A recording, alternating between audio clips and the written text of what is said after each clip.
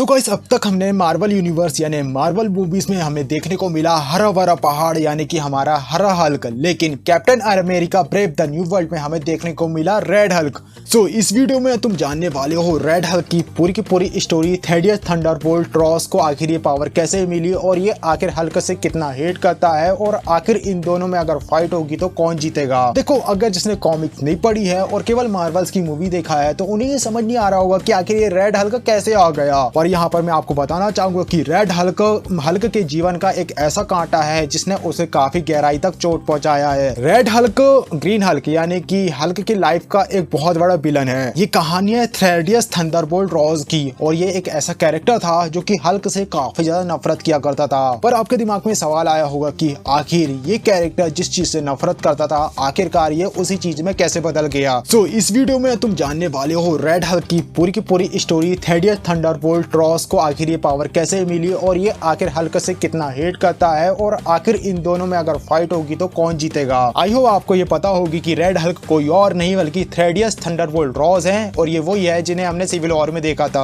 Thaddeus Ross जो कि हमें हल्क की मूवीज में फेज 1 से नजर आया था और ये हल्क से काफी ज्यादा नफरत करता है क्योंकि इसकी बेटी बेटी रॉस जो कि हल्क से प्यार करती है। तुम समझ सकते हो ना यहाँ पर सिचुएशन किस तरीके की है। थेडियस रॉस ब्रूस बैनर से बहुत ज्यादा गहराई, दिल की आखिरी गहराई से नफरत करता है और थेडियस रॉस की आखिरी बार हमने अपीयरेंस देखने को मिली थी फेज 4 में नताशा रोमानोव से बात करते हुए। थेडियस रॉस की आखिरी अपीयरेंस हमें देखने को मिली थी फेज 4 में, जहां पर वो हमारी नताशा के पीछे पड़ा हुआ था क्योंकि नताशा जिसने सोकोवियन अकॉर्ड की अवहेलना करी थी और कैप्टन अमेरिका की हेल्प। रॉस जो कि अब हमें नए अवतार में नजर आने वाले हैं। थेडियस रॉस उन सारे लोगों में से थे जो कि स्नैप के बाद 5 साल के लिए गायब हो चुके थे। इन सारे सिनेरियो के बीच एक सवाल आपके दिमाग में जरूर आया होगा कि आखिर थेडियस रॉस जिसके पास रेड हल्क की पावर कहां से आ गई। ये तो एक आम इंसान था और सिविल वॉर में तो इसके पास कोई भी पावर नहीं थी। अगर इसके पास पावर होती तो वहां पर जाकर शायद ये खुद कैप्टन अमेरिका का सामना करता। हम बात करें रॉस की तो रॉस उन कैरेक्टर में से एक था जिसके कारण पूरी की पूरी सुपर हीरो की टीम 2 भागों में डिवाइड हो चुकी थी। वो सोकोवियन अकॉर्ड जिसके कारण कैप्टन अमेरिका और आयरन मैन दोनों की टीम के बीच फाइट हुई थी और सिविल वॉर हुई थी। इस फाइट के कारण सारे के सारे सुपर हीरो एक दूसरे से बिखर हो चुके थे, अलग हो चुके थे और यहाँ पर थैनोस को काफी ज्यादा हेल्प मिली थी क्योंकि हीरो जब डिवाइड हैं तो उसे रोकने के लिए वे सब अलग अलग रूप में आए, जिसे एक एक करके थैनोस ने हरा दिया। शायद ये लोग साथ में होते तो ये थैनोस को काफी हैवी टक्कर दे पाते। हम बात करें रेड हल्क की ओरिजिन की तो हमें कॉमिक्स वर्क्स की दुनिया में जाना होगा। हम देखते हैं 1962 की द इनक्रेडिबल हल्क कॉमिक्स में हम देखते हैं थेडियस रॉस जो कि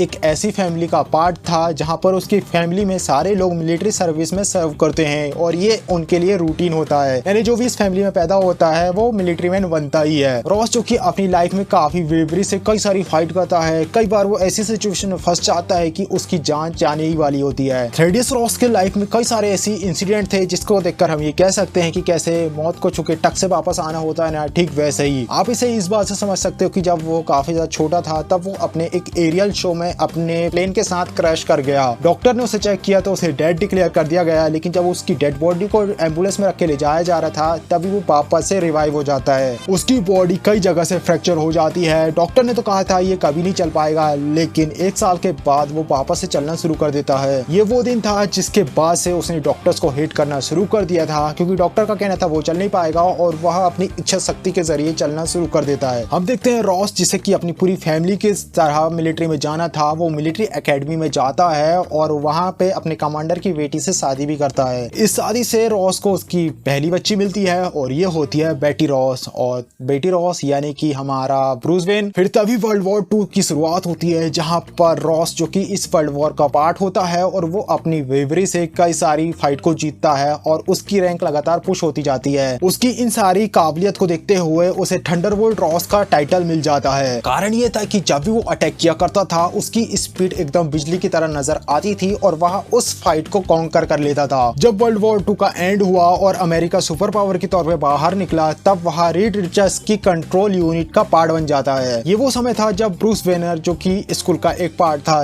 तब उसके एक एक्सपेरिमेंट में एक ब्लास्ट होता है जिस पर गवर्नमेंट का ध्यान जाता है और ये वही गामा रे वाला ब्लास्ट था। रॉस जाकर ब्रूस की फैमिली से मिलता है और वह उन्हें कन्विंस करता है कि कैसे मिलिट्री ब्रूस की पढ़ाई में इन्वेस्ट करेगा ताकि आगे जाकर ब्रूस अपनी काबिलियत से देश की सेवा कर पाए, क्योंकि यहाँ पर वह उस ब्लास्ट के एक्सपीरियंस से समझ चुका था कि कैसे से ब्रूस बैनर काफी ज्यादा स्मार्ट है और मिलिट्री उसका यूज कर सकती है। हम देखते हैं कि कैसे जब ब्रूस बैनर जब बड़ा होता है वह मिलिट्री के अंदर पढ़ाई करता है और एक न्यूक्लियर फिजिसिस्ट बन जाता है जैसा कि रॉस ने चाहा था। ये लॉस एलमोस में यूएस गवर्नमेंट के लिए गामा बॉम्ब पर वर्क कर रहा था। डॉक्टर्स को लेकर रॉस के मन में जो डिसरिस्पेक्ट थी बचपन से ही, अब उसका इम्पैक्ट यहाँ पर ब्रूस वेन के ऊपर भी पड़ने लगा था। तभी हम देखते हैं कि गामा रे एक्सप्लोजन होता है एक जगह पर जहाँ पर सारे का सारा रेडिएशन ब्रूस वेन के अंदर समझ आता है और वह हल्क में बदल जाता है। वो वहाँ से बाहर चला जाता है। वहीं रॉस जिसने ये सब देख लिया था अब वह हल्क के पीछे पड़ जाता है, जहाँ पर हल्क उसके सामने आता है और उसे अपने पुश करते हुए हल्क उससे कहता है कि प्लीज मुझे अकेला छोड़ो। तब रॉस ने यहाँ पर हल्क की पावर देखा। उसने हल्क की कुछ ऐसी पावर को देखी जिसके कारण वो महत्वाकांक्षी होने लगा और वो ये चाह रहा था कि ऐसी पावर उसे भी मिल जाए। ये वो दिन था जिसके बाद से रॉस चूंकि अब हल्क के पीछे पागलों की तरह पड़ चुका था, क्योंकि अब वो शायद हल्क की पावर से ऑब्सेस्ड था। वो जितनी बार भी हल्क के पीछे जाता हल्क उसका भरता बना देता, यानी कि उसे भगा देता अपने पास से। रॉस की ऑब्सेशन हल्क को लेकर इतनी ज्यादा बढ़ जाती है कि अब वो यहाँ पर विलन से हाथ मिला लेता है। वो एक ऐसा काम करता है जिसने शायद ही किसी ने सोचा था कि वो ऐसा करेगा। वो यहाँ पर मेडॉक की हेल्प लेता है, अबोमिनेश को आजाद कराता है और उसकी फाइट हल्क से करवा देता है। हमें यहाँ पता चलता है कि कैसे वो हल्क को एज अ थ्रेट देखता है कंट्री लेवल का, और वो चाहता है कि अमेरिका को बचाने के लिए हल्क को मरना होगा। अब यहाँ पर थंडरबोल्ट रॉस ने जैसा सोचा था अबोमिनेशन ऐसा कुछ परफॉर्म नहीं कर पाता, वो हल्क को हरा नहीं पाता। लेकिन इस सिनारियो में कुछ अलग सा होता है। थंडरबोल्ट रॉस की जो बेटी होती है वह इस सब चीजों से नाराज हो जाती है। वो यहाँ पर अपने पिता से सवाल करती है कि आखिर वह अपनी बेटी और अपने देश के साथ और उसके खुद के व्यक्तित्व के साथ गद्दारी कैसे कर सकता है, जो कि उसने विलन से हाथ मिला लिया। इस इंसिडेंट के बाद कहीं ना कहीं रॉस ये बात जानता था कि हाँ वो गद्दारी कर रहा है और ये सब वो गलत काम कर रहा है हल्क को लेकर ऑब्सेशन के कारण। इसके बाद उसके ऊपर हालांकि कोई चार्जेस नहीं लगाए जाते, लेकिन वह गिल्ट में आ जाता है और तभी एक म्यूटेंट वाली फाइट होती है जहाँ पर वो अपनी बेटी को बचाने के लिए अपना सेक्रीफाइस दे देता है। इस सीन को देखकर लग रहा था कि अब शायद यहाँ पर थंडरबोल्ट रॉस मारा जाएगा, लेकिन जैसा कि इसकी किस्मत है ये कई बार मौत को टक से छुपर वापस आ चुका था, तो इस बार भी ऐसा कुछ होने वाला था। दरअसल इसकी डेड बॉडी जो कि लीडर के हाथ लग जाती है, वही जिसका सिर काफी ज्यादा बड़ा होता है, वो यहाँ पर रॉस की बॉडी को रिडीमर आर्मर में प्लांट कर देता है। और रॉस जिसका दिमाग अभी वर्क कर रहा था लेकिन रिडीमर को वो कंट्रोल नहीं कर पा रहा था। हमें यहाँ पता चलता है कि जो रॉस का जो हेड था हल्क को लेकर, अब वह पूरी की पूरी उस आर्म रिडीमर की बॉडी के कंट्रोल में आ चुका था और अब यानी कि वो हल्क का दुश्मन बन चुका था। इन सारे इंसिडेंट के बाद रॉस वापस से जिंदा हो जाता है, लेकिन जब वो रिडीमर के साथ में था तो उसकी पावर अब उसे फील होने लगी थी और अब उसे पावरफुल बनना था। यानी कि जो उसका पास्ट का ऑब्सेशन था हल्क को देखकर हल्क जैसी पावर पाने का, वो अब इसके आगे भी कंटिन्यू होता है। रॉस वापस से आकर अपनी बेटी से मिलता है, लेकिन अब उसे लग रहा था कि शायद उसकी लाइफ ठीक हो जाएगी और तभी उसकी लाइफ में एक और ट्रेजिक इंसिडेंट घट जाता है। अबोमिनेशन जिसने उसने आजाद कराया था जिसे हल्क के लिए, वही उसकी बेटी की जान ले लेता है। वहीं इस यूनिवर्स में सारी घटनाएं अलग अलग सी घटित होती है कि कैसे इल्यूमिनाटी जो कि हल्क को स्पेस में भेज देते हैं, वहीं सिविल वॉर के बाद कैप्टन अमेरिका मारा गया। कैप्टन अमेरिका अमेरिका के लिए एक ऐसा कैरेक्टर था जिसे सारे लोग प्यार किया करते थे और मिलिट्री में इसकी काफी अच्छी इमेज थी, जिसे कि गोली मार के शूट कर दिया गया। रॉस इसने अपनी लाइफ में अपने आइडियल, अपनी बेटी, सारी चीजों को खो दिया था और तभी इसके पास आते हैं लीडर और मोडॉक। वो यहाँ पर आकर उससे कहते हैं कि अगर तुम चाहो ना तो अब सारी चीजों को ठीक कर सकते हो। रॉस ये बात जानता था कि ये साले दोनों बहुत ज्यादा कमीने हैं, लेकिन इन कमीनों को भी पता था कि आखिर रॉस की दुखती नस कौन सी है, उसे किस तरीके से कंट्रोल करना है। वो उसे कहते हैं कि कैसे वो देश की रक्षा करना चाहता है और उसकी बेटी को बचाना चाहता है, तो वो उसकी इसमें हेल्प कर सकते हैं। और रॉस जिसका दिल यही करना चाह रहा था, क्योंकि अब उसके पास कोई और ऑप्शन नहीं था अपनी लाइफ को जस्टिफाई करने का। फिर इसके बाद हमें कहानी दिखाई जाती है कि हल्क कैसे स्पेस से बाहर वापस आता है और इस समय वो वर्ल्ड ब्रेकर हल्क के फॉर्म में था और अब उसने चारों तरफ तबाही मचा दी थी। आई होप तुम्हें पता होगा कि आखिर वर्ल्ड ब्रेकर हल्क की क्या कहानी है। वो यहाँ पर इल्यूमिनाटी से बदला लेने के लिए आया था कि जिसने उसे स्पेस में छोड़ दिया था। इसकी एक छोटी सी कहानी आपको मैं बताना चाहूंगा कि कैसे हल्क जो स्पेस में जा चुका था वो एक अलग से प्लेनेट में चला जाता है, जहाँ पर वो उसके लड़के बच्चे हो जाते हैं, उसका पूरा साम्राज्य हो जाता है। लेकिन तभी कुछ ऐसा होता है, उस प्लेनेट में एक बहुत बड़ा ब्लास्ट हो जाता है, उसके लड़के बच्चे और पूरा प्लेनेट मारा जाता है और हर को लगता है कि ये सब के पीछे अर्थ की इल्यूमिनाटी है। वो अर्थ के लोगों से बदला लेने के लिए आ जाता जाता है। हल्क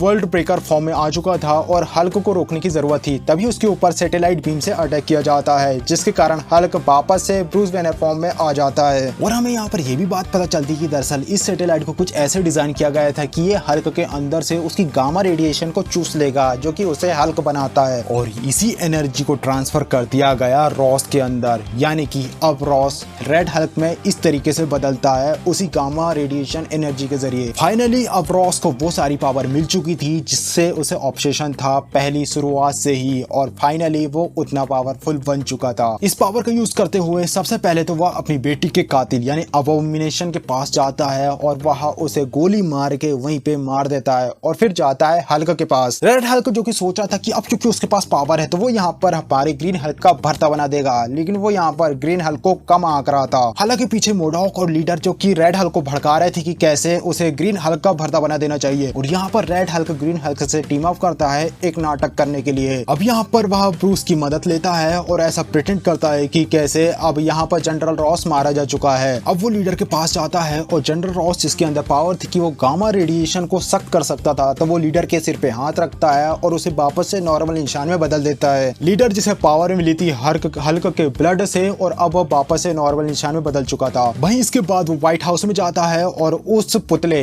को हटा देता है जो कि लीडर के इशारों में नाच रहा था, और वापस से अब वो शायद अमेरिका का प्रेसिडेंट बन जाता है। फिर से वो वापस जाता है अपने उसी दुश्मन से फाइट करने के लिए जिसे वो चैलेंज करता है, और वो होता है ग्रीन हल्क। सो इस कॉमिक से हमें ये बात तो क्लियरली पता चलती है कि अगर दोनों की फाइट होगी तो कौन अपर हैंड में रहेगा। यहाँ पर हम देखते कि कैसे ब्रूस वेन जिसकी पावर काफी ज्यादा हाई है, वही रेड हल्क जो कि गामा रेडिएशन को अब्सॉर्ब करके उसका यूज करता है फाइटिंग में। तो हमें कॉमिक से ये बात समझ आती है कि कैसे रेड हल्क और ग्रीन हल्क में ग्रीन हल्क कितना ज्यादा पावरफुल है, और रेड हल्क कैसे गामा रेडिएशन को शक करके अपनी पावर को इनहेंस करता है। हालांकि एक कैटेगरी में रेड हल्क ग्रीन हल्क से आगे है, और वो है माइंड कंट्रोल, क्योंकि जो रेड हल्क है उसका अपनी माइंड पूरी तरीके से कंट्रोल है और वह अपने इच्छा के अनुसार रेड हल्क में बदल सकता है। वहीं हम बात करें हमारे बैनर की, ब्रूस बैनर की, तो वो का जब गुस्सा होता है तभी ग्रीन हल्क में बदलता है। शुरुआत की फाइट में देखकर तो लगता है कि ये दोनों काफी अच्छे एक दूसरे को हैवी टक्कर देते हैं, लेकिन जैसे जैसे ये रेंज बोर्ड में जाते जाते हैं हम देखते हैं ग्रीन हल्क को जो कि जितना ज्यादा गुस्सा होता है वह उतना ही ज्यादा पावरफुल होते जाता है। वहीं रेड हल्क जो कि गुस्सा होता है तो अपने आप में लावा की तरह गर्म होने लगता है, जिसके कारण वो अपने आप को इंटरनली